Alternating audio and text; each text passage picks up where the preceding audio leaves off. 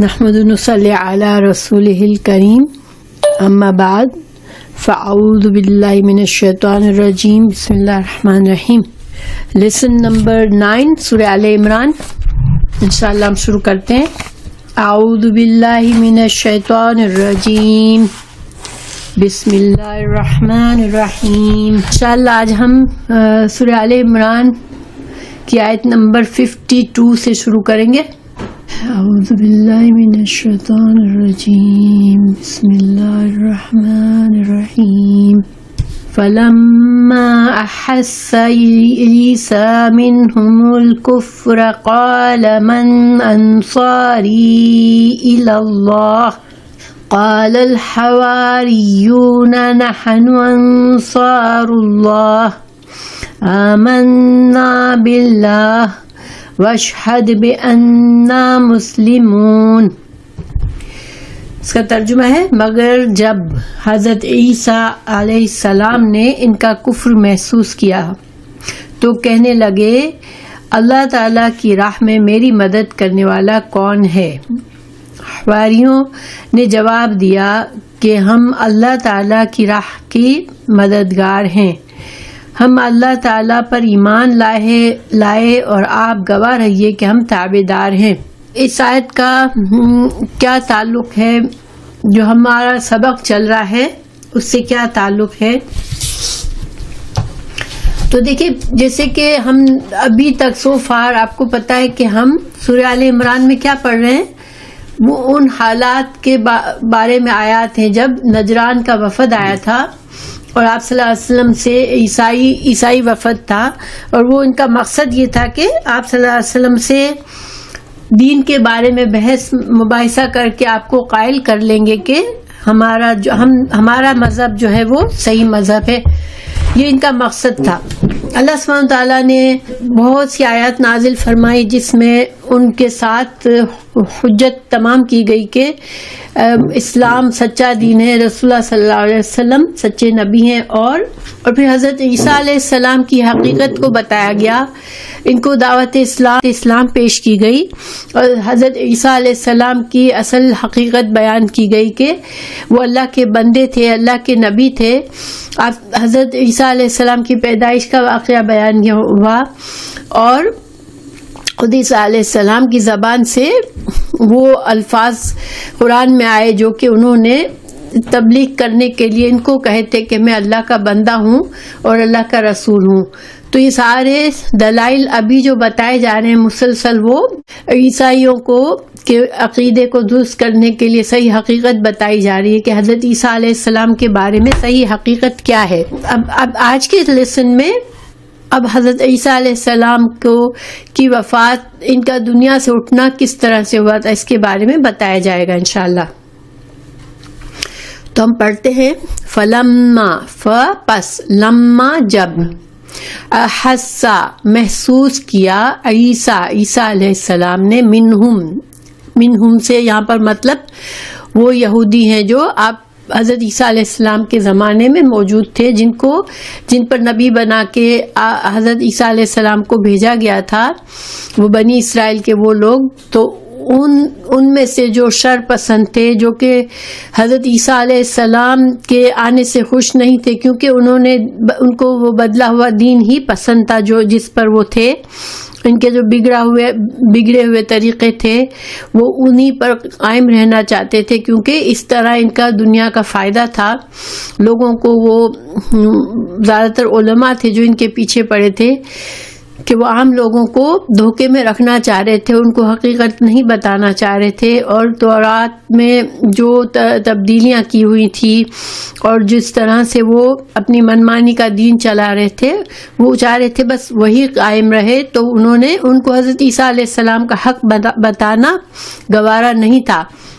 ظاہر ہے کہ دیکھیں جب جو کرپٹڈ لوگ ہوتے ہیں اگر کوئی آ کے اصلاح کرنا چاہے تو وہ ان کے لیے دشمن بن جاتے ہیں. تو یہی حال ہوا کہ وہ حضرت عیسیٰ علیہ السلام کے دشمن بن گئے اور انہوں نے چالیں چلنا شروع کر دی حضرت عیسیٰ علیہ السلام کو قتل کروانے کی. جب حضرت عیسیٰ علیہ السلام کو محسوس ہوا کہ یہ جو ہے ایمان لانے والے نہیں ہیں اور ان سے خطرہ ہے کہ یہ اس مشن کو ختم کر دینا چاہ رہے ہیں، تو انہوں نے ان لوگوں سے اپنے جو ارد گرد جو مخلص لوگ تھے، جو کہ بڑے بڑے عہدوں پر نہیں تھے لیکن وہ حضرت عیسیٰ علیہ السلام پر ایمان لائے تھے، ان سے کہا، تو ان سے بات کی۔ فلما احس عیسیٰ، جب حضرت عیسیٰ علیہ السلام نے محسوس کیا، منہم، ان بنی اسرائیلیوں سے، ان یہودیوں سے، الکفر، کفر، جو کہ حضرت عیسیٰ کی بات ماننے پر تیار نہیں تھے بلکہ ان کے دشمن بن گئے تھے، تو حضرت عیسیٰ علیہ السلام کو جب محسوس ہوا تو انہوں نے کیا کیا؟ قالا، کہا، انہوں نے فرمایا اپنے مخلص لوگوں سے، من، کون ہوگا، انصاری، میرا مددگار۔ انصاری نصرہ سے ہے، نصرہ جو ہے نون صاد را سے کسی کی مددگار ہونا، حامی ہونا، یہ سارے معنی اس میں آتے ہیں۔ تو کون میری مدد کرے گا؟ الاللہ، الاللہ سے مطلب یہاں پر کیا ہے کہ الاللہ سے مطلب یہاں پر اللہ کے دین کے لیے، اللہ کے دین کی اشاعت کے لیے کون میری مدد کرے گا؟ قالا، تو کہا، الحواریون، حواریوں نے کہا۔ حواری کا جو مطلب ہوتا ہے، لفظ حواری مطلب سفید بھی ہوتا ہے، اور اس کا مطلب حامی، ناصر، مددگار، یعنی کہ سیم معنی تقریباً ہوتا ہے جو کہ انصار کا مطلب ہوتا ہے۔ تو حواریوں نے کہا، یعنی ان کے جو مخلص، ان کے جو ماننے والے تھے، انہوں نے کہا، ان میں سے ایک گروہ نے کہا، نحنو، ہم، انصار اللہ، ہم مددگار ہیں اللہ کے لیے، یعنی کہ ہم اللہ کے دین کی تبلیغ اور اشاعت میں، اس کی فتح اور نصرت میں ہم آپ کے مددگار ہیں۔ آمنا، بے شک ہم ایمان لائے، باللہ، اللہ پر، وشہد، تو آپ گواہ رہیے، شہدہ، گواہ بننا، آپ گواہ رہے، بی انا، بے شک ہم مسلمون، ہم مسلمان ہیں۔ ٹھیک ہے، تو اب میں اس کی تفسیر بتاتی ہوں، لیکن دیکھیں یہاں پر غور کریں کہ حضرت عیسیٰ کے ماننے والوں نے یہ نہیں کہا تھا کہ ہم آپ کے مددگار ہیں اور ہم عیسائی ہیں، انہوں نے کیا کہا تھا؟ ہم مسلمان ہیں، کیونکہ شروع سے حضرت ابراہیم علیہ السلام کے زمانے میں بھی اور ہمیشہ سے جو بھی اللہ کے انبیاء کی بات مانتا ہے، جو اللہ کا فرما بردار بنتا ہے، تو اس کو مسلمان کا مطلب ہی یہی ہوتا ہے، فرما بردار، اور جو اپنے آپ کو سپرد کر دے، اپنی خواہشات کو، اپنی مرضی کو اللہ کی مرضی کے آگے جو جھکا دے، تو اس کو مسلمان کہتے ہیں۔ تو انہوں نے کہا ہم مسلمان ہیں۔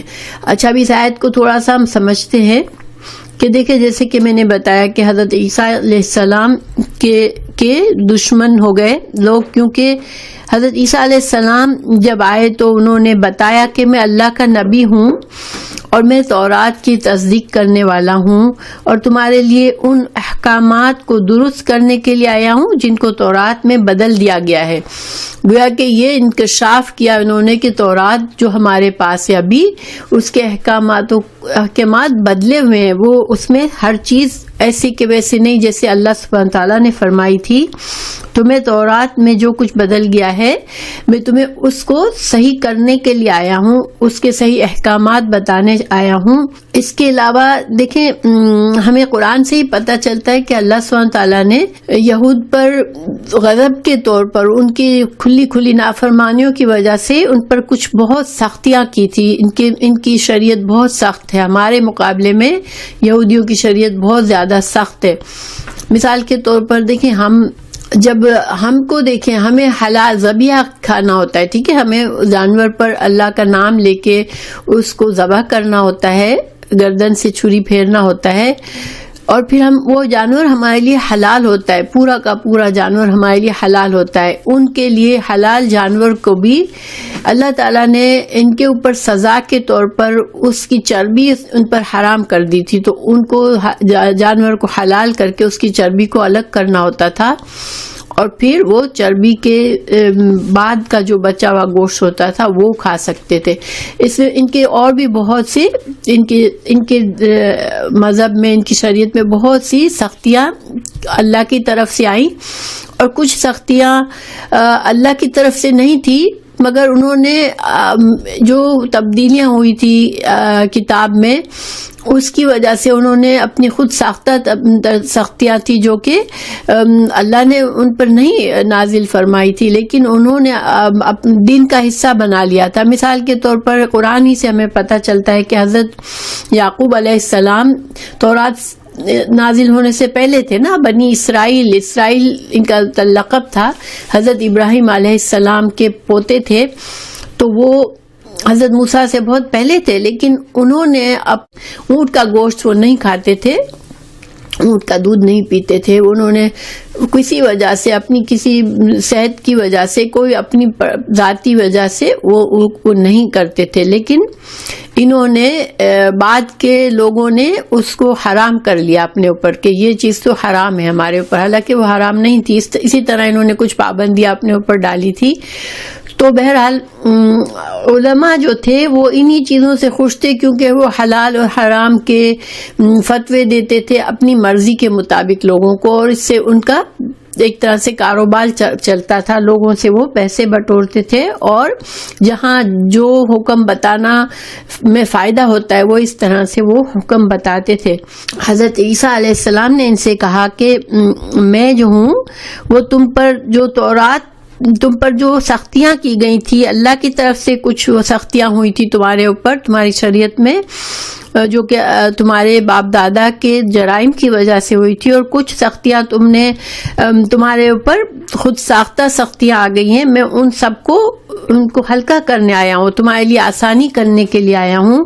تو بنی اسرائیل کے سردار جو تھے وہ حضرت عیسیٰ کے بارے میں انہوں نے ضد اور ہٹ درمی اور کفر سے کام لیا۔ جس طرح آپ کو پتہ ہے کہ رسول اللہ صلی اللہ علیہ وسلم جب مدینہ گئے تو وہاں کے یہود نے بھی سیم کام کیا کہ وہ جانتے تھے کہ اللہ کے نبی ہیں، لیکن انہوں نے ضد اور ہٹ درمی اور تکبر کی وجہ سے رسول اللہ صلی اللہ علیہ وسلم کو نبی نہیں مانا اور آپ کی مخالفت کی۔ تو اسی طرح سے حضرت عیسیٰ علیہ السلام کے زمانے میں بھی انہوں نے ان کی مخالفت کی۔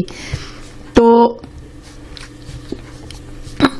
پھر کیا ہوا کہ وہ ان کے دشمن بن گئے اور ان کی جان کے پیچھے پڑ گئے۔ تو حضرت عیسیٰ علیہ السلام نے ان لوگوں کو جو بہت امیر نہیں تھے مگر مخلص لوگ تھے، وہ حضرت عیسیٰ علیہ السلام کے دین کو قبول کر رہے تھے، ان کو اپنی دعوت پیش کی کہ تم میں سے کون میری مدد کرے گا۔ تو دیکھیں اب یہاں پر ایک سمجھنے کی بات ہے، اللہ سبحانہ تعالیٰ نے ہر نبی کے کچھ صحابہ بنائے ہیں، ٹھیک ہے، جو ان کے مشن میں ان کا کام دیتے ہیں۔ آپ صلی اللہ علیہ وسلم کے بھی صحابہ کرام جو تھے وہ خاص لوگ تھے جن کو اللہ سبحانہ تعالیٰ نے اس درجے کا ایمان دیا تھا کہ انہوں نے آپ صلی اللہ علیہ وسلم کے لیے جانیں تک قربان کرنے کی اور آپ کے مدد کی دین میں۔ مکہ میں تو آپ صلی اللہ علیہ وسلم کے دشمن بن گئے تھے، جس طرح سے یہاں پر حضرت عیسیٰ علیہ السلام کی سچویشن ہے، وہی حالت رسول اللہ صلی اللہ علیہ وسلم کی مکہ میں تھی کہ مکہ میں لوگ آپ کے دشمن بن گئے تھے، بہت کم لوگ مسلمان ہوئے تھے۔ تو پھر آپ صلی اللہ علیہ وسلم کیا کرتے تھے کہ جب حج کا موسم آتا اور جہاں باہر سے حج کے موسم میں مکہ میں باہر سے ہر طرف سے عرب سے لوگ آتے تھے، کیونکہ ایون جاہلیت میں بھی حج کا رواج تھا۔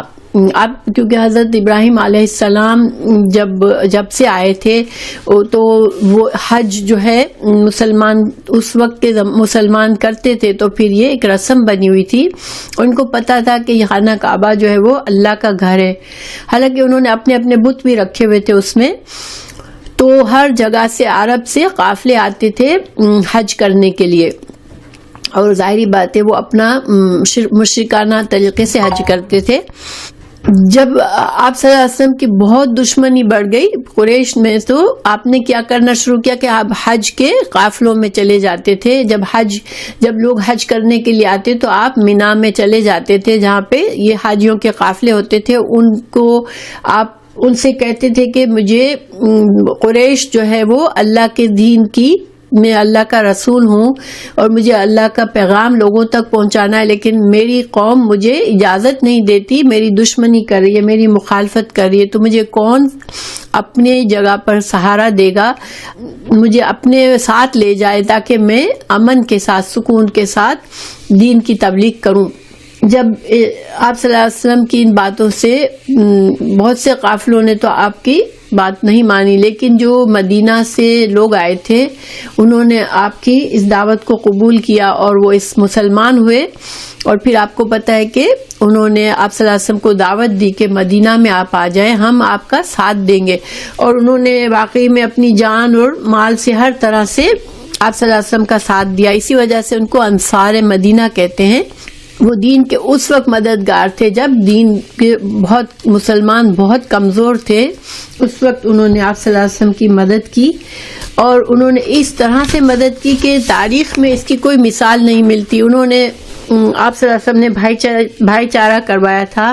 جو مہاجر خالی ہاتھ مکہ سے آتے تھے مدینہ، تو آپ صلی اللہ علیہ وسلم ہر ظاہری باتیں، کین یو امیجن کہ اپنا گھر بار پیسہ سب چھوڑ کر جو مہاجر مکہ آئے تھے، اب ان کو نئی جگہ پر ان کو رہنا تھا، ان کو بسنا تھا، ان کا اپنا کھانا پینا، اپنا گزارا کرنا تھا. تو آپ صلی اللہ علیہ وسلم نے ہر انصار مدینہ کے ایک آدمی کو ہر ایک مہاجر کے ساتھ بھائی چارہ کروا دیا کہ اس کی ساری ذمہ داری وہ لے لے گا. پھر انہوں نے اس طرح سے دل کھول کے اپنے گھر کھول دیے کہ اپنی آدھی چیزیں ساری اس مہاجر کو دے دی کہ میرا گھر کہ اگر 2 فلور ہیں کسی کے، 2 کمرے ہیں تو 1 کمرہ تمہارا 1 میرا. اگر کسی کے پاس کچھ مال دولت ہے تو آدھی تمہاری آدھی میری. اس طرح سے انہوں نے مہاجرین کا ساتھ دیا تھا اور جانی مالی ہر طرح سے قربانی دی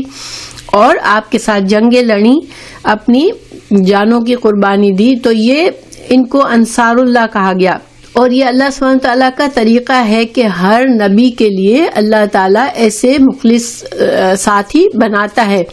اور دیکھیں سوچنے کی بات ہے، اللہ سبحانہ تعالیٰ ہر چیز کر سکتا ہے، پورا اس کو قدرت حاصل ہے کہ اپنے نبی کو خود ساری مدد کرے اور سارے لوگوں پر غلبہ دے دے. لیکن اللہ کا یہ طریقہ ہے کہ وہ انبیاء کرام کے گرد ایسی جماعت پیدا کرتا ہے جو کہ اس نبی کی مدد کرتے ہیں، جنگیں لڑتے ہیں، دشمنوں کے ساتھ مقابلہ کرتے ہیں اور آخر کار اللہ کے دین کو قائم کرتے ہیں.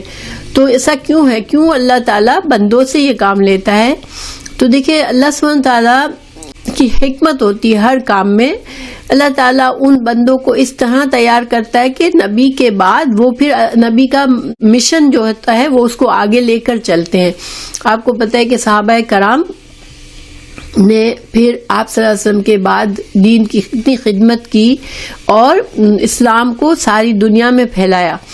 تو یہی مقصد ہوتا ہے ان کا. تو بہرحال حضرت عیسیٰ علیہ السلام کے یہ حواری ان کی مدد کے لیے تیار ہوئے. حواری کا جیسے آپ کو معنی بتا دیا کہ خیر خواہ، حامی، ناصر، مددگار. ٹھیک ہے، تو ان کو اس وقت حواری کہا گیا. آپ صلی اللہ علیہ وسلم کی ایک حدیث بھی موجود ہے اس سلسلے میں. جنگ خندق کے موقع پر جب جنگ خندق کا بھی انشاءاللہ ابھی ذکر آئے گا آئندہ آیتوں میں، تو جنگ خندق کا موقع ایسا تھا کہ اس وقت مسلمانوں کو پورے عرب کے کافروں نے گھیر لیا تھا، مدینہ کو پوری طرح سے گھیر لیا تھا. اور اس میں یہودی کا جو قبیلہ تھا مدینہ میں اس نے بغاوت کی اور وہ بھی دشمنوں کے ساتھ ہو گیا. اور مسلمانوں کی حالت ایسی ہو گئی کہ مسلمانوں کا لشکر گویا کہ بیچ میں ہے، ایک طرف 10,000 کا دشمنوں کا لشکر آیا ہوا تھا جو مدینہ کو گھیرے ہوئے تھا، اور مسلمانوں کی تعداد 3,000 کے قریب تھی. اور پیچھے سے جو کہ مسلمانوں کے لشکر کے پیچھے جو یہودیوں کا قبیلہ تھا وہ مل گئے دشمنوں کے ساتھ. تو گویا مسلمان 2 دشمنوں کے بیچ میں پھنسے ہوئے تھے. رسول اللہ صلی اللہ علیہ وسلم نے خندق کے موقع پر جب بنو قریظہ نے مسلمانوں کی غداری کی، بنو قریظہ یہود کے قبیلے کا نام تھا، انہوں نے جب غداری کی مسلمانوں کی، تو رسول اللہ صلی اللہ علیہ وسلم نے فرمایا کہ ان حالات میں ان کو ضرورت تھی کہ کوئی جاسوسی کرے، کوئی صحابی جائے چپکے سے اور یہودیوں کی خبر لے کہ وہ لوگ کیا پلاننگ کر رہے ہیں، کس طرح سے مسلمانوں کے خلاف وہ ایکشن لینا چاہ رہے ہیں. اور یہ بہت ہی خطرناک کام تھا. ظاہری بات ہے کہ دونوں طرف سے دشمن تھے، اور یہودی جو تھے وہ مسلمانوں کی جان کے پیچھے پڑے ہوئے تھے. ایسے میں وہاں جا کر خبر لینا کہ وہ ان کے کیا حالات ہیں، وہ کیا کر رہے ہیں، مسلمانوں کے خلاف کیا چالیں چل رہے ہیں، یہ بہت ہی خطرناک مہم تھی. تو آپ صلی اللہ علیہ وسلم نے کسی کو کہا نہیں خود سے کہ آپ جاؤ، کیونکہ یوزلی آپ کسی کو مشن دیتے تھے کہ تم جاؤ، کسی صحابہ کو چوز کرتے تھے اور وہ کسی کام کے لیے جاتا تھا. مگر یہ ایسا کام تھا کہ اس میں جان کا شدید خطرہ تھا. تو آپ نے صحابہ سے پوچھا کہ کوئی ہے جو سینہ سپر ہو جائے، یعنی کہ اپنی جان کو خطرے میں ڈال کے یہ کام کرے کہ جا کے یہودیوں کی خبر لائے. تو حضرت زبیر علیہ السلام جو تھے وہ کھڑے ہو گئے، مگر آپ نے ان کو اگنور کر کے 2 بار اور ریپیٹ کیا، 2 بار اور اناؤنس کیا کہ کوئی ہے جو جا کے خبر لے آئے بنو قریظہ کی، اور یہ خطرناک کام اللہ کے لیے یہ خطرناک کام کرے، اپنی جان کو خطرے میں ڈالے. مگر ہر بار صرف ایک زبیر علیہ السلام ہی اٹھے، باقی کسی نے آگے بڑھ کے اپنے آپ کو پیش نہیں کیا. تو رسول اللہ صلی اللہ علیہ وسلم نے فرمایا ہر نبی کے حواری ہوتے ہیں اور میرا حواری زبیر ہے. اور زبیر علیہ السلام کون تھے؟ یہ آپ کے پھپھی کے بیٹے تھے، ٹھیک ہے، حضرت رسول اللہ صلی اللہ علیہ وسلم کی پھپھی صفیہ کے بیٹے تھے. اور یہ ساتھ ہی ساتھ حضرت عائشہ جو کہ رسول اللہ صلی اللہ علیہ وسلم کی وائف تھی، ان کی بڑی بہن آسما کے ہسبینڈ بھی تھے. تو یعنی کہ آپ صلی اللہ علیہ وسلم سے ان کا دوہرا رشتہ تھا. ایک حضرت زبیر کا یہ لقب پڑ گیا کہ ان کو حواری اللہ کے نبی کا حواری کہا گیا، ٹھیک ہے. تو یہ تو میں سائڈ کی بات آپ کو بتائی. مقصد یہ ہے کہ اللہ سبحانہ تعالیٰ ایسے خاص لوگ پیدا کرتا ہے جو کہ اپنی جان کی پرواہ نہیں کرتے اور دین کے لیے قربانی کے لیے تیار ہو جاتے ہیں اور انبیاء کا ساتھ دیتے ہیں. ربنا، اب انہوں نے جب حضرت عیسیٰ علیہ السلام کو کہا کہ ہم حواری ہیں تو انہوں نے دعا مانگی، ٹھیک ہے. کیا دعا مانگی؟ ربنا، اے ہمارے رب، آمنا، ہم ایمان لائے، بما، ساتھ اس کے، جو انزلتا، جو آپ نے نازل کیا، واتبعنا، اور پیروی کی ہم نے، الرسول، رسول کی، فاکتبنا، پس ہم کو تو لکھ لے، معاش، ساتھ، شاہدین، گواہوں کے ساتھ لکھ دے. یہ بہت اچھی دعا ہے. اس میں ہم اس کے بارے میں غور و فکر کرتے ہیں. سب سے پہلے انہوں نے یہ دعا مانگی کہ اللہ، ہم جو ہیں ہم ایمان لائے، ٹھیک ہے، ہم نے جو تو نے نازل کیا، عیسیٰ علیہ السلام جو لے کر آئے، ہم اس پر ایمان لائے ہیں. تو اب ہمیں لکھ لے شاہد، گواہوں میں. کس گواہوں میں؟ تو اس کے 2 معنی ہیں، ٹھیک ہے. حق کی گواہی، یہ حق کی گواہی دے رہے تھے کہ یہ حق کو تسلیم کر رہے ہیں، ٹھیک ہے، کہ اللہ کے نبی سچ لے کر آئے اور ہم اس سچ کو قبول کر رہے ہیں. گواہی دینا کیا ہوتا ہے کہ دل سے، جان سے، ایک تو زبان سے، دل سے اور عمل سے، ہر طرح سے ہم اس بات کو سچ مانتے ہیں. دیکھیں، جب ہم لا الہ الا اللہ محمد الرسول اللہ پڑھتے ہیں تو کیا مطلب ہوتا ہے اس کا؟ کہ ہم نے اللہ کو اپنا معبود مانا، اکیلا واحد معبود مانا، اور رسول اللہ صلی اللہ علیہ وسلم کو اللہ کا نبی مانا. تو یہ صرف ایک کلمہ نہیں ہوتا، بلکہ یہ زبان سے ہم کلمہ کہتے ہیں، مگر ہمارے دل میں یقین ہوتا ہے کہ ہاں واقعی میں ہمارا دل گواہی دیتا ہے کہ ہم اللہ پر ایمان لاتے ہیں اور اللہ کے نبی پر ایمان لاتے ہیں. تو پھر جب ہم دل سے گواہی دیتے ہیں تو اس کا مطلب ہے کہ اب ہمارا عمل بھی اس لحاظ سے ہونا چاہیے کہ ہم اللہ کے نبی صلی اللہ علیہ وسلم کی طرف جو بھی دین اللہ نے بھیجا ہم اس کو مانیں اور اس کو قبول کریں اور اس پر عمل کریں، اس کے لحاظ سے عمل کریں. تو ایک بات تو یہ ہے کہ انہوں نے یہ کہا کہ ہم حق کی، اور یہی سچ حق ہے. ظاہری بات ہے سب سے بڑا حق دنیا میں کیا ہے کہ اللہ کو مانے انسان. اللہ خالق ہے، اللہ ہی نے ہمیں پیدا کیا ہے، اور اللہ کو ماننا اور اللہ کی فرما برداری کا قبول کرنا یہ سب سے بڑا حق ہے. تو انہوں نے حق کی گواہی دی، ٹھیک ہے، کہ اللہ ہمیں حق کے گواہوں میں ہمارا نام لکھ لے.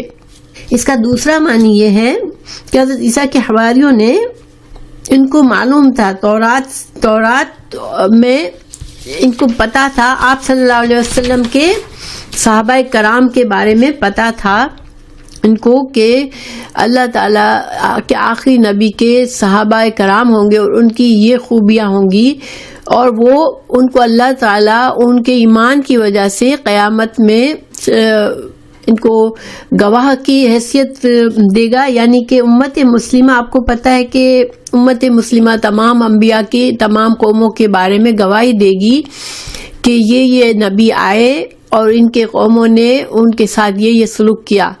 تو ان سے پوچھا جائے گا کہ تم کو کیسے معلوم ہے؟ انہوں نے کہا کہ رسول اللہ صلی اللہ علیہ وسلم پر ہم ایمان لائے تھے اور قرآن نازل ہوا ان پر، ہم قرآن پر ایمان لائے تھے اور قرآن میں اللہ نے ہمیں یہ باتیں بتائی تھی.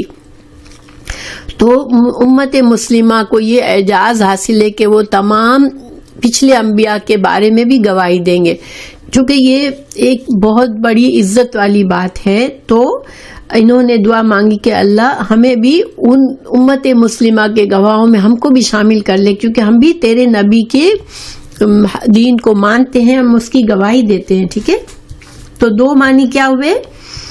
نمبر 1 کہ حق کی گواہی دینے والوں میں شامل کر لے کہ ہم نے قیامت کے دن ہم ان لوگوں میں ہو جنہوں نے حق کو تسلیم کیا اور حق کو جھٹلایا نہیں تھا. ٹھیک ہے، نمبر 1. نمبر 2 ہمیں مسلمان جو رسول اللہ صلی اللہ علیہ وسلم کے امت جو گواہی دیں گے، ہمیں ان گواہوں میں ہمیں بھی شامل کر لے کہ ہم تمام انبیاء کے بارے میں گواہی دیں. تو یہ دو معنی کیے جاتے ہیں. ٹھیک ہے اس کے. تو اچھا، اب ہمیں یہاں پر ایک اور بھی سبق ملتا ہے اس دعا سے. دیکھیں کہ جب انسان کوئی نیکی کا ارادہ کرتا ہے، کیونکہ انہوں نے ایمان کا ارادہ کیا، انہوں نے اپنے رسول کی مدد کا ارادہ کیا، تو یہ وقت ہوتا ہے انسان اپنے لیے دعا مانگے، یعنی اللہ سے حوالہ دے اللہ کو کہ اللہ میں نے یہ نیک کام کا ارادہ کیا ہے تیری رضا کے لیے، تو مجھے ثابت قدمی عطا کرنا. کیونکہ یہاں پر ثابت قدمی اس میں شامل ہے، جبھی تو وہ قیامت کے دن حق کے گواہوں میں شامل ہوں گے نا، کہ وہ انہوں نے دنیا میں بھی ایمان لائے اور ان کی موت بھی ایمان پر ہوگی. ٹھیک ہے، تو گویا یہ ایک غور و فکر کی بات ہے یہ کہ ہم بھی جب کوئی بڑا نیکی کا کام ارادہ کرے اللہ کی رضا کے لیے، تو ہم اللہ سے بات کریں کہ اللہ میں تیری رضا کے لیے اس کام کا ارادہ کرتی ہوں، تو مجھے اس کام میں ثابت قدمی عطا کرنا کہ مجھے آخرت کا بھی فائدہ ہو اس سے. ٹھیک ہے، تو اب مثال کے طور پر دیکھیں، قرآن کا علم حاصل کرنے کا ارادہ، انسان اپنے آپ کو قرآن کا شاگرد بناتا ہے، قرآن کے لیے اسٹوڈنٹ بناتا ہے کہ میں قرآن کو، اللہ کی کتاب کو باقاعدہ تعلیم حاصل کر کے سیکھوں، اس کو سمجھوں، پھر اس پر عمل کروں. یہ بہت بڑا کمٹمنٹ ہے. ٹھیک ہے، اور اس کے لیے بہت سی آزمائشیں راستے میں آتی ہیں، اور اس کے لیے انسان کا ثابت قدم رہنا بہت مشکل بھی ہوتا ہے، کیونکہ زندگی جو ہے ہماری آزمائشوں سے بھری ہوئی ہے. تو ہم بھی الحمدللہ اگر ہم یہ کام کر رہے ہیں تو ہم بھی دعا مانگے کہ اللہ ہمیں اس نیک کام پر، اللہ ہم تیری رضا کے لیے کر رہے ہیں، تو ہمیں اس کام میں ثابت قدمی عطا کرنا کہ قیامت میں یہ قرآن ہمارے لیے گواہ بن جائے. آپ کو پتہ ہے کہ قرآن جو ہے اپنے پڑھنے والے، اپنے سیکھنے والوں، اپنے عمل کرنے والوں کے لیے گواہی دے گا، اس کے لیے جھگڑا کرے گا کہ اللہ ان کو جنت میں تو ڈال، کیونکہ انہوں نے مجھے پڑھا، مجھے سمجھا، مجھے راتوں کو اٹھ کے پڑھا. تو گویا کہ اور قرآن قبر میں بھی انسان کی حفاظت کے لیے آئے گا، قبر میں کوئی عذاب نہ ہو. تو ہمیں بھی انشاءاللہ جب بھی کوئی نیک کام کا ارادہ کریں تو پھر اس میں دل کھول کے اللہ سے دعا بھی مانگے. ٹھیک ہے انشاءاللہ، اور اچھے اجر کی نیت بھی رکھے کہ اللہ تعالیٰ ضرور ہمیں اچھا اجر دے گا انشاءاللہ. اچھا، اب وَمَكَرُوا، اب کیا ہوا کہ انہوں نے چال چلی. کس نے چال چلی؟ جو حضرت عیسیٰ علیہ السلام کے خلاف ہو گئے، جو یہودی، جو بنی اسرائیلی، انہوں نے اب چال چلی. ٹھیک ہے، اللہ تعالیٰ فرما رہا ہے انہوں نے چال چلی. وَمَكَرَ اللَّهُ، تو اللہ نے بھی تدبیر کی. مکرا جو لفظ ہوتا ہے اس کے معنی ہوتے ہیں خفیہ چال، خفیہ تدبیر سے کسی کام کو روکنا، ٹھیک ہے، کسی کام کو روکنے کے لیے خفیہ تدبیر کرنا، اس کا اچھا مقصد بھی ہو سکتا ہے اور برا مقصد بھی ہو سکتا ہے۔ تو ان کی جو چال تھی، ان کا مکر تھا، وہ برے مقصد کے لیے تھا، مگر اللہ سبحانہ تعالیٰ نے، یہ قرآن میں ایسی طرح سے ہوتا ہے کہ اللہ تعالیٰ بعض اوقات جو گناہ کوئی کر رہا ہوتا ہے اسی کے لحاظ سے، اس کی مناسبت سے سزا کا اللہ تعالیٰ وعدہ کرتے ہیں۔ تو چونکہ انہوں نے چال چلی تو اللہ نے بھی ان کے ساتھ خفیہ چال چلی۔ اللہ تعالیٰ ان کو اسی وقت سب کو ختم کر دیتا، موت دے دیتا، ان کو فنا کر دیتا، مگر اللہ نے ایسا نہیں کیا۔ ان کی خفیہ تدبیر کے اگینسٹ اللہ نے بھی خفیہ تدبیر کی ان کے لیے۔ ان کی خفیہ تدبیر کیا تھی؟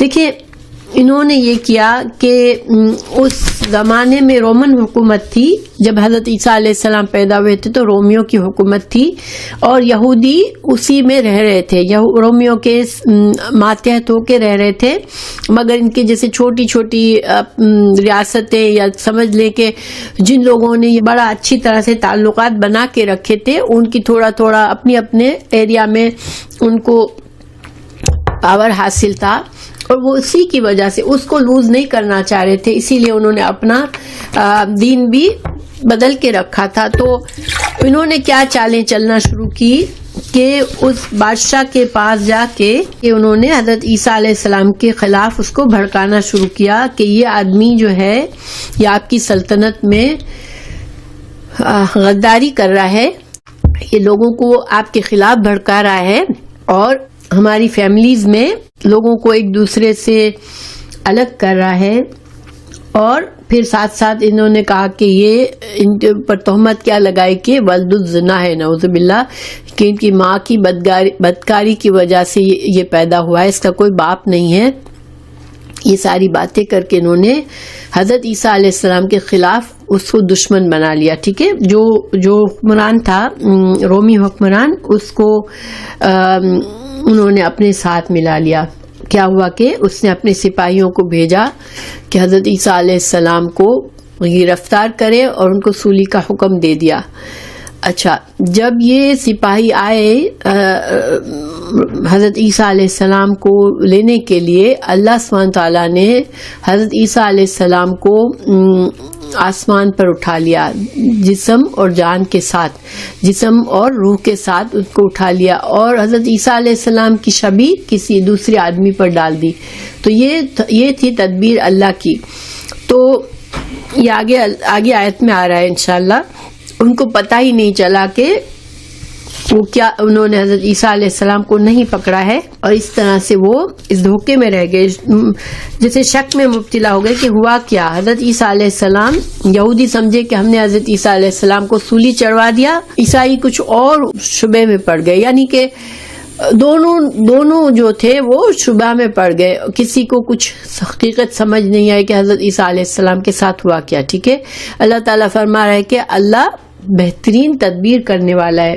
تو ہوا کیا، اب آگے دیکھیں، اذ قال، جب فرمایا اللہ نے، یا عیسیٰ، اے عیسیٰ، انی، بے شک میں، متوفیکا، میں فوت کرنے والا ہوں تجھ کو، ورافعکا، اور اٹھا لینے والا ہوں تجھ کو، الیہ، اپنی طرف، ومطہرکا، اور میں تجھے پاک کرنے والا ہوں، من الذین، ان لوگوں سے، کفروا، جنہوں نے کفر کیا، وجاعل الذین، اور بنانے والا ہوں، الذین، ان لوگوں کو، اتبعوکا، جنہوں نے تیری پیروی کی، فوقا، اوپر، الذین، ان لوگوں کے، کفروا، جنہوں نے کفر کیا، الی، طرف، یوم القیامہ، قیامت کے دن تک، ثم، پھر، الیہ، میری ہی طرف، مرجعکم، لوٹنا ہے تم سب کو، فاحکموا، تو میں فیصلہ کروں گا، بینکم، تمہارے درمیان، فیما، اس میں جو، کنتم، تھے تم، فیہی، اس میں، تختلفون، تم اختلاف کرتے۔ اس آیت کا ترجمہ کیا ہے؟ جب اللہ تعالیٰ نے فرمایا کہ اے عیسیٰ، میں تجھے پورا لینے والا ہوں، اور تجھے اپنی جانب اٹھانے والا ہوں، اور تجھے کافروں سے پاک کرنے والا ہوں، اور تیری تابع داروں کو تیرے تابعداروں کو کافروں کے اوپر غالب کرنے والا ہوں قیامت کے دن تک. پھر تم سب کو کا لوٹنا میری ہی طرف ہے. میں تمہارے آپس کے تمام تر اختلافات کا فیصلہ کروں گا. دیکھیں اس آیت کو ہم دیکھتے ہیں. اللہ تعالیٰ نے فرمایا کہ عیسیٰ میں تجھے فوت کرنے والا ہوں, پورا لینا ہو. تو لفظ وفا واو فا یا, اس کا ایکچولی مطلب کیا ہوتا ہے؟ پورا کسی چیز کو لے لینا. تو انسان کے بارے میں جب کہا جاتا ہے تو اس کی جان اور روح دونوں کو لے لینا, ٹھیک ہے. تو اب اس کے نا دو طرح سے معنی کیے گئے, اور رفع کا معنی ہوتا ہے کسی کو بلند کرنا. ایک معنی یہ کیا ہے اس قرآن میں یہ لفظ جو ہے وفات, یہ موت کے معنی میں بھی استعمال ہوا ہے اور یہ نیند کے بارے میں بھی استعمال ہوا ہے. جب نیند کے معنی میں اللہ تعالیٰ نے دو جگہ استعمال کیا ہے اس کو. اللہ تعالیٰ نے حضرت سورہ انعام میں فرمایا وَهُوَ الَّذِي يَتَوَفَّاكُمْ بِاللَّيْلِ وَيَعْلَمُ مَا جَرَحْتُمْ بِالنَّهَارِ ثُمَّ يَبْعَثُكُمْ فِيهِ لِيَقْضَىٰ أَجَلٌ مُّسَمًّى ثُمَّ إِلَيْهِ مَرْجِعُكُمْ ثُمَّ يُنَبِّئُكُمْ بِمَا كُنتُمْ تَعْمَلُونَ. اور وہی ہے جو رات کو تمہاری روحوں کو قبض کرتا ہے. یہ سونا ہے, ٹھیک ہے. یہ کیا ہے؟ سونے کے معنی میں, کہ وہی ہے جو رات کو تمہاری روح قبض کرتا ہے اور جانتا ہے جو کچھ تم دن میں کماؤ پھر تمہیں دن میں اٹھاتا ہے کہ تمہاری جو مقرر مدت ہے اس کو پورا کر لے, یعنی زندگی کی جو مدت ہے وہ پوری ہو جائے. پھر اسی کی طرف تمہیں پھرنا ہے, پھر وہ بتائے گا کہ تم کیا کر کے آئے ہو. اسی طرح سورہ زمر میں بھی نیند کو موت کہا گیا ہے. میں اس کا ترجمہ نہیں کرتی ہوں. اللہ جانوں کو وفات کر لیتا ہے ان کی موت کے وقت, نہ مرے انہیں ان کے سوتے میں سے, پھر جس پر موت کا حکم فرما دیا اسے روک لیتا ہے. یعنی اللہ تعالیٰ رات کو جب بندہ سوتا ہے تو اللہ اس کی روح کو اپنے پاس لے لیتا ہے, پھر جس کی موت کا وقت ہو گیا اس روح کو اللہ اپنے پاس روک لیتا ہے, اور جس کی موت کا وقت ابھی نہیں آیا اس کو کچھ وقت کے لیے واپس بھیج دیا جاتا ہے. تو کچھ علماء نے کیا کہا کہ چونکہ یہ لفظ دونوں میں استعمال ہوتا ہے, موت اور نیند, تو یہ جو لفظ یہاں پر استعمال ہوا ہے یہ نیند کے معنی میں ہے. اور کہ اللہ سبحانہ تعالیٰ نے فرمایا کہ عیسیٰ میں تجھے غنودگی طاری کروں گا, تجھ پر نیند طاری کروں گا, اور پھر تجھے جسم اور روح کے ساتھ اوپر اٹھا لوں گا آسمان پر, ٹھیک ہے. تو ایک معنی یہ کیا گیا. دوسرا معنی یہ کیا گیا کہ دیکھیں جب واو سے اور کا معنی ہوتا ہے نا تو اس میں یہ نہیں پتا ہوتا کہ یہ کام پہلے ہوا یا یہ ہوا. دو کاموں کے درمیان واو استعمال ہوتا ہے. جیسے ہم کہتے ہیں زید آیا اور عامر آیا. اب جب ہم یہ کہتے ہیں عربی میں جاء زید و عامر, تو سننے والے کو یہ نہیں پتا چلتا کہ پہلے کون آیا, کیونکہ واو سے میں ترتیب نہیں ہوتی, بس یہ پتا چلتا ہے کہ دونوں آئے ہیں. تو اس قاعدے کو لے کر دوسرے علماء نے یہ کہا کہ پہلے اللہ نے ان کو بلند کیا آسمانوں پر, اور جب ان کی دنیا میں دوبارہ آئیں گے تو ان کو اللہ تعالیٰ موت دے گا, ٹھیک ہے. بہرحال اس کی تفصیل دوسری جگہ پہ قرآن میں واضح پتہ چلتی ہے کہ اللہ سبحانہ تعالیٰ نے آسمان پر اٹھا لیا تھا ان کو, اور وہ قیامت کے وقت آئیں گے. حدیثوں سے اور قرآن کی آیتوں سے ہمیں پتہ چلتا ہے کہ حضرت عیسیٰ علیہ السلام دوبارہ آئیں گے, کیونکہ اللہ تعالیٰ نے فرمایا کہ ان کے, یہ ہے سورہ نساء کی آیت نمبر 157-158, ترجمہ پڑھتی ہوں کہ ان کے کہنے, یعنی کہ یہود نے کہا کہ ہم نے مسیح عیسیٰ ابن مریم کو شہید کیا ہے, ٹھیک ہے. یہ قرآن میں اللہ تعالیٰ نے ان کے دعوے کو ذکر کیا کہ یہود دعویٰ کرتے ہیں کہ انہوں نے مسیح کو قتل کر دیا, یعنی کہ صلیب پہ چڑھوا دیا. اللہ تعالیٰ فرما رہا ہے کہ انہوں نے نہ اسے قتل کیا نہ اسے سولی دی, بلکہ ان کے لیے مشتبہ بنا دیا گیا معاملہ. یعنی اللہ تعالیٰ یہاں پر ڈینائی کر رہے ہیں کہ نہیں, حضرت عیسیٰ کو یہ مار نہیں سکے تھے, اور نہ سولی چڑھا سکے تھے، حضرت عیسیٰ علیہ السلام کو اللہ نے اس معاملے کو مشتبہ بنا دیا ان کے لیے۔ اب اللہ تعالیٰ نے آگے فرمایا، اور جو اس کے بارے میں اختلاف کر رہے ہیں، یعنی کہ یہود اور عیسائی دونوں حضرت عیسیٰ علیہ السلام کے بارے میں اختلاف کرتے ہیں۔ ایک کا کہنا ہے کہ حضرت عیسیٰ علیہ السلام کو موت آ گئی، دوسرے نے کہا کہ نہیں موت آئی۔ تو اللہ سبحانہ وتعالیٰ فرما رہے ہیں کہ ان کے آخرت میں اللہ تعالیٰ ان کے بارے میں فیصلہ کرے گا، لیکن اللہ یہ پکی بات ہے کہ انہوں نے جو ہے قتل نہیں کیا، یہ اللہ سبحانہ تعالیٰ نے خود ہی ہمیں بتایا ہے۔ تو بہرحال اس آیت میں اس کے دو مطلب کیے گئے، دو طرح سے مطلب کیا گیا۔ اب دیکھیں قرآن میں بعض آیات میں ترجمہ ایسے ہوتا ہے کہ انسان تھوڑا کنفیوز ہوتا ہے، لیکن یہ کیوں؟ یہ اللہ کی حکمت ہے، کیونکہ ایسی آیتوں سے جو لوگ متشابہات کو فالو کرتے ہیں وہ غلط چلے جاتے ہیں، کیونکہ اللہ تعالیٰ نیتوں کے لحاظ سے معاملہ کرتے ہیں۔ کسی کی نیت ہدایت چاہنے کی ہوتی ہے، اللہ تعالیٰ اسے ہدایت دیتے ہیں۔ قرآن ہی سے اللہ تعالیٰ نے فرمایا کہ کچھ لوگوں کو ہدایت ملتی ہے اور کچھ گمراہ ہوتے ہیں۔ تو دیکھیں جب یہ اللہ تعالیٰ نے اس طرح کہا تو جو لوگ یہ یہودی لوگوں نے یہ کہا کہ ہاں حضرت عیسیٰ علیہ السلام کو تو دیکھو ہم نے سولی پہ چڑھایا تھا، یہی تو قرآن بھی کہتا ہے، ٹھیک ہے۔ تو چونکہ جس کو غلط معنی نکالنا ہوتا ہے وہ قرآن کی آیتوں سے غلط معنی نکالتا ہے، لیکن قرآن کی آیت کا قاعدہ یہ کہ ہم کسی ایک آیت سے اس کی تفسیر نہیں کر سکتے، قرآن میں دوسری جگہوں پر دیکھ کر پھر اس معاملے میں جتنی آیات ہوتی ہیں ان کو دیکھ کر پھر فیصلہ کیا جاتا ہے۔ تو بہرحال اللہ تعالیٰ نے یہاں فرما دیا کہ حضرت عیسیٰ علیہ السلام کو اللہ نے بلند کر لیا تھا آسمانوں پر، اور جب دنیا میں آئیں گے دوبارہ تو اس وقت ان کی طبعی موت آئے گی۔ پھر اللہ تعالیٰ نے یہاں فرمایا کہ میں تجھے پاک کروں گا۔ تو چونکہ دیکھیں حضرت عیسیٰ علیہ السلام اور حضرت مریم علیہ السلام پر انہوں نے بڑے الزامات لگائے تھے، حضرت مریم علیہ السلام کو بدکار کہا اور حضرت عیسیٰ علیہ السلام کو ولد الزنا کہا، تو اللہ تعالیٰ نے فرمایا کہ میں ان گندے الزامات سے تو حضرت عیسیٰ علیہ السلام کو میں پاک کروں گا۔ تو قرآن میں اللہ تعالیٰ نے ان کی پاکی بیان کر دی کہ وہ وجی تھے، وہ اللہ کے نبی تھے، وہ پاک تھے، ٹھیک ہے، اور وہ ولد الزنا نہیں تھے، نعوذ باللہ، وہ اللہ کے کلمہ کن سے پیدا ہوئے تھے۔ تو گویا اللہ تعالیٰ نے جو وعدہ عیسیٰ علیہ السلام سے کیا تھا وہ قرآن میں پورا ہوا کہ حضرت عیسیٰ علیہ السلام کو ان سارے الزامات سے پاک کیا۔ اب اللہ تعالیٰ نے یہاں ایک وعید بتائی، ایک دھمکی دی کن لوگوں کو، وَمِنَ الَّذِينَ كَفَرُوا۔ تو اللہ تعالیٰ نے جن لوگوں نے حضرت عیسیٰ علیہ السلام سے کفر کیا، ان کے خلاف چالیں چلی، اللہ تعالیٰ نے ان کو قیامت تک انہوں نے کہا کہ یہ لوگ یہ مغلوب رہیں گے، اور جن لوگوں نے حضرت عیسیٰ علیہ السلام کو مانا ان کو اللہ تعالیٰ غلبہ دے گا۔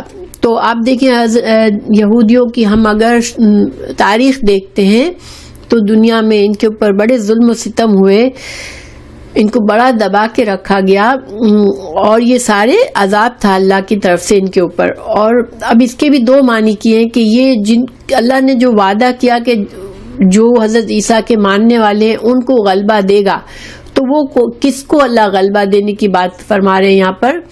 تو اس کے علماء نے کہا کہ ایک تو جو عیسائیوں نے جو اس وقت حضرت عیسیٰ علیہ السلام کے اوپر ایمان لائے، تو عیسائیوں کو اللہ تعالی ہمیشہ یہودیوں پر دنیا میں فوقیت دے گا، ٹھیک ہے، ایک معنی یہ کیا گیا۔ اور ہم دیکھتے ہیں، دیکھیں عیسائی ہمیشہ تعداد میں بھی زیادہ ہے اور ان کو غلبہ بھی ہے، ٹھیک ہے۔ اور ایک معنی یہ کیا گیا کہ جن لوگوں کو اللہ نے غلبہ دینے کا وعدہ کیا ہے وہ کون ہے؟ وہ امت مسلمہ ہے، کیونکہ امت مسلمہ یہ گواہی دیتی ہے کہ تمام انبیاء اللہ کی طرف سے جو پیغام لائے وہ سچ لے کر آئے۔ تو چونکہ ہم حضرت عیسیٰ علیہ السلام کو بھی اللہ کا نبی مانتے ہیں، ان کی تصدیق کرتے ہیں، تو اللہ تعالیٰ مسلمانوں کو غلبہ دے گا اہل کتاب پر۔ تو یہ معنی دو معنی کیے گئے، ٹھیک۔ پھر اللہ تعالیٰ نے فرمایا کہ یہ دنیا میں غلبے کی بات ہے، آخرت میں تو اللہ تعالیٰ خود ہی فیصلہ کرے گا کہ کون سچا تھا کون جھوٹا تھا، اور سب کو ساری حقیقت پتہ چل ہی جائے گی آخرت میں۔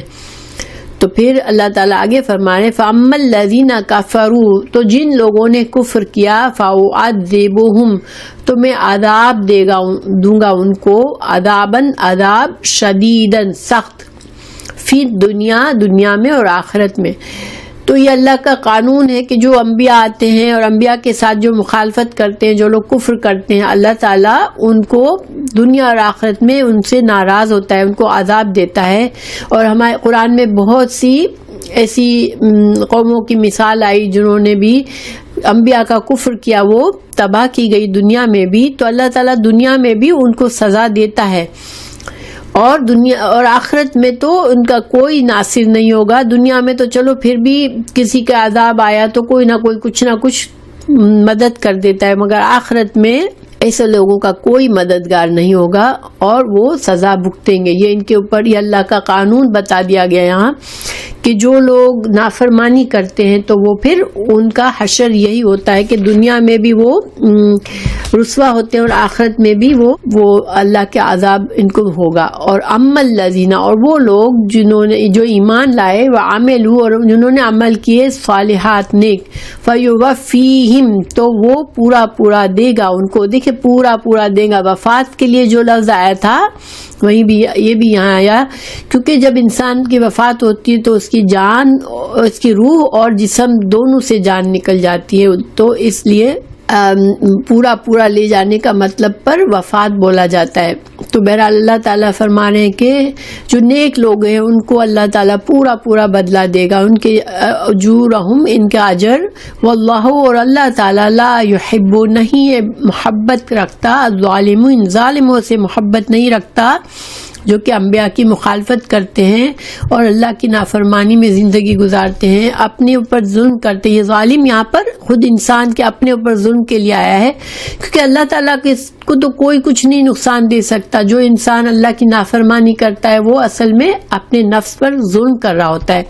تو یہ اللہ کا قانون بتا دیا گیا کہ دنیا اور آخرت کی بھلائی اور کامیابی جو ہے انسان کی کس میں ہے کہ وہ انبیاء پر ایمان لائے اور ان کے لائے ہوئے پیغام کی گواہی خود بھی دے، دل سے، زبان سے اور عمل سے، اور اس کو آگے دوسروں تک بھی پہنچائے. یہ جو لوگ اس پر کام کریں گے، اس پر عمل کریں گے، پھر وہ ان سے اللہ محبت کرتا ہے اور ان کو اللہ سبحانہ تعالیٰ آخرت میں بھی اچھا اجر دے گا.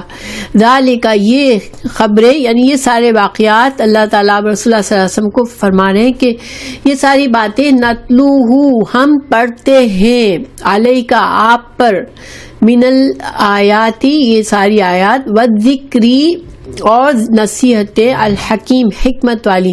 اللہ تعالیٰ نے یہاں رسول اللہ صلی اللہ علیہ وسلم کو تسلی بھی دی اور آپ صلی اللہ علیہ وسلم کی نبوت کا بھی یہاں پر ثبوت دیا کہ اللہ سبحانہ تعالیٰ یہ ساری جو باتیں ہیں، پاس کے قصے ہیں اور جو اس میں نصیحت ہے، جو حکمت ہے، یہ اللہ سبحانہ تعالیٰ کی طرف سے ہے. اور آگے اللہ تعالیٰ بتا رہے ہیں اِنَّا، بے شک، مثلا، مثال، عیسیٰ علیہ السلام کی، عند اللہ، اللہ کے نزدیک، کا مثلی، مانند مثال آدم کے ہے. یعنی جس سے آدم علیہ السلام کو اللہ نے کیسے بنایا تھا، خلقہ، پیدا کیا ان کو، من تراب، مٹی سے، ثم پھر قال، فرمایا، لہو، اس سے، کن، ہو جا، فیکون، تو وہ ہو گیا. یعنی نہ آدم علیہ السلام کا باپ تھا نہ ان کی ماں تھی، اللہ کے کلمہ کن سے وہ پیدا ہوئے تھے. اسی طرح حضرت عیسیٰ علیہ السلام بھی اللہ کے کلمہ کن سے بغیر باپ کے پیدا ہوئے ہیں. ان کو اللہ ماننے کی تمہارے پاس کوئی ضرورت نہیں ہے، کوئی دلیل نہیں ہے. اور یہ آدم علیہ السلام کا تو ان کو بھی پتہ ہے، عیسائیوں کو بھی پتہ ہے، وہ جانتے کہ حضرت آدم علیہ السلام کا نہ باپ تھا نہ ماں تھا، تو ان کو تو الہ نہیں کہا، تو پھر حضرت عیسیٰ علیہ السلام کو وہ الہ کیسے بنا لیا انہوں نے. الحق، حق، من ربک، تیرے رب کی طرف سے، فلا، تو نہ، تکون، نہ تو ہو، من الممترین، تم شک کرنے والوں میں سے نہ بنو. یہاں پر اب مسلمانوں سے کہہ دیا گیا کہ دیکھو یہ حق باتیں ہیں، اللہ نے تمہیں بھیجے، ساری باتیں حق سے بتا دی کہ کیا سچ حقیقت ہے.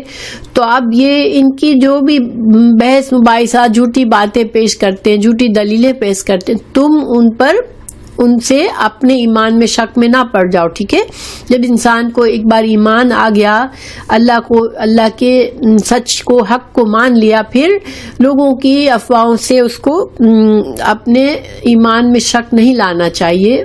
فمن, تو جو حاج کا, جو آپ سے جھگڑا کرے, فیہی, اس میں, من بعد ما, اس کے بعد کہ جو جا کا آ گیا تیرے پاس, من العلم, علم میں سے, فقل, تو کہہ دیجئے, تعالو, آؤ, ندعو, ہم بلاتے ہیں, ابناءنا, اپنے بیٹوں کو, و ابناکم, اور اپنے اور تمہارے بیٹوں کو, ونساءنا, اور اپنی عورتوں کو, ونساءکم, اور تمہاری عورتوں کو, وانفسنا, اور ہمارے نفسوں کو, وانفسکم, اور تمہارے نفسوں کو, ثم, پھر, نبتہل, پھر ہم بددعا کریں, فنجعل, پھر ہم ڈالیں, لعنت, اللہ کی, علی الکاذبین, جھوٹوں پر. یہ آیت ہے, اس کو کہتے ہیں آیت مباحلہ. مباحلہ کیا ہوتا ہے؟ یہ ایک اسلامی طریقہ ہے کہ جب کوئی دین کے بارے میں آپ سے جھگڑا کرتا ہے اور جھوٹ پر اڑا ہوا ہے, آپ کی کوئی بات نہیں مان رہا, تو پھر آپ اس کو مباحلہ کریں, اس سے کہیں کہ آؤ, تم بھی آؤ, ہم بھی آئیں, ہم میں سے جو جھوٹا ہے تو ہم دعا کریں اللہ سے کہ اللہ تعالیٰ جھوٹے پر اپنی لعنت ڈالے, اپنی رحمت سے اس کو دور کر دے. تو چونکہ رسول اللہ صلی اللہ علیہ وسلم سے جھگڑنے کے لیے آئے تھے عیسائی وفد جو تھا وہ, تو آپ صلی اللہ علیہ وسلم کو پہلے سارے دلائل دے دیے گئے. پھر بھی اگر اللہ تعالیٰ, اگر وہ نہیں مانتے, ایمان نہیں لاتے, تو رسول اللہ صلی اللہ علیہ وسلم کو کیا طریقہ بتایا گیا کہ اب جو ہے مزید دلائل کی ضرورت نہیں ہے, اب ان کے پاس سارے حق آ گئے, اب تم ان سے کہو ٹھیک ہے, اگر تم نہیں مانتے ہو تو آؤ, تم بھی اپنے گھر والوں کو لے کر آؤ, اپنے بچوں کو, اپنے اولاد کو, اپنے گھر والوں کو لے کر آؤ, اور میں بھی لے کر آتا ہوں, اور ہم دونوں دعا کرتے ہیں کہ ہم میں سے جو بھی جھوٹا ہے اللہ اس کو اپنی رحمت سے دور کر دے.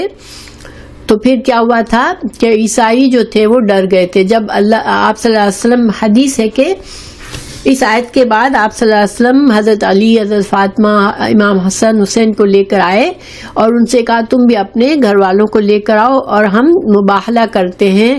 تو یہ ڈر گئے اور انہوں نے کہا ٹھیک ہے, ہم مباحلہ نہیں کرتے مگر ہم اسلام بھی نہیں لاتے, ہم آپ کو جزیہ دے کر رہیں گے. اور جزیہ کیا ہوتا ہے کہ مسلمانوں کی حکومت کو تسلیم کرنا کہ ہاں ہم مسلمانوں سے امن چاہتے ہیں, ہم ان کے انڈر میں رہیں گے, اور ہم اس کا ایک ٹیکس ہوتا ہے خاص جو کہ مسلمان حکومت میں رہنے والے نان مسلم کو دینا پڑتا ہے تاکہ وہ اپنے مذہب پر رہیں مگر وہ خاص ٹیکس دے, تو اس کو جزیہ کہتے ہیں. تو پھر عیسائیوں نے رسول اللہ صلی اللہ علیہ وسلم سے جزیہ دینے پر تیار ہوئے اور وہ چلے گئے تھے, بغیر مسلمان ہوئے. تو یہ ان کی قسمت تھی کہ اتنا کچھ سننے کے بعد بھی وہ سب, ان کو ظاہر ہے اگر ان کو یقین ہوتا اپنی بات پر تو وہ مباحلہ پہ تیار ہو جاتے, کیونکہ وہ بھی تو اللہ پر تو ایمان رکھتے ہیں, مگر ان کو پتا تھا کہ یہ جھوٹے ہیں, اس لیے انہوں نے مباحلہ کو قبول نہیں کیا اور انہوں نے جزیہ دینے پر راضی ہو گئے.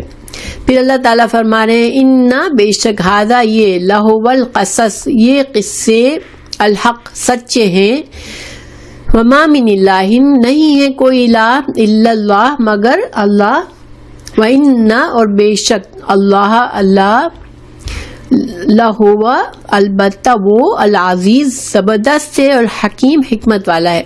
اب یہاں پر اللہ سبحانہ تعالیٰ نے ان آیت میں تسلی دے دی رسول اللہ صلی اللہ علیہ وسلم کو کہ جو بھی قصے آپ کو بیان کیے جا رہے ہیں یہ سب حق ہے. حضرت عیسیٰ علیہ السلام اللہ کے بندے اور نبی تھے چونکہ, اور جن کو اللہ نے اپنے کلمہ کن سے پیدا کیا تھا.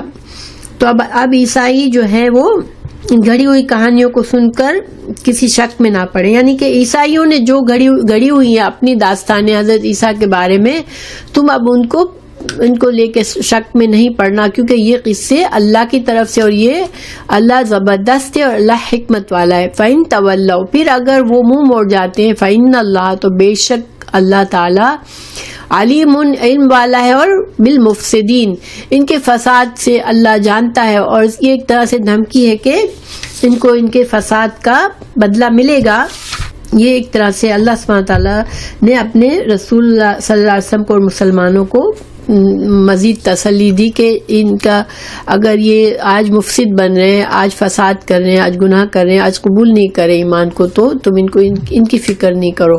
اللہ تعالیٰ عزیز اور حکیم ہے، یعنی کہ اللہ کی مہلت جب ختم ہو جائے گی، اللہ تعالیٰ کے ہر کام میں حکمت ہوتی ہے. جو اللہ نے ان کو مہلت دی ہے وہ ختم ہوگی تو پھر وہ اپنے فساد کا ان کو مقابلہ کا سزا ملے گی، ان کو عذاب ملے گا ان کا. تو الحمدللہ آج کا لیسن پورا ہوا. مگر خلاصہ بس یہی ہے، دیکھیں ہر مذہب جو ہے وہ اپنے ظاہر کوئی نہ کوئی کہانیاں گھڑتا ہے اور پھر اس کے لحاظ سے وہ اپنے زندگی گزارتا ہے. یعنی جو انسان کا عقیدہ ہوتا ہے اس کے مطابق اس کا عمل ہوتا ہے. ہم کو اپنے عقیدہ کو صحیح کرنا ہے، اور وہ عقیدہ صحیح کرنے کے لیے ہمیں صحیح علم کی ضرورت ہے، تاکہ انشاءاللہ ہم جب دنیا سے جائیں تو ہم نیک لوگوں میں ہوں، اور ہم اللہ کی امت مسلمہ کے لیے اللہ نے جو گواہ بننے کی جو پوزیشن رکھی ہے، جو رتبہ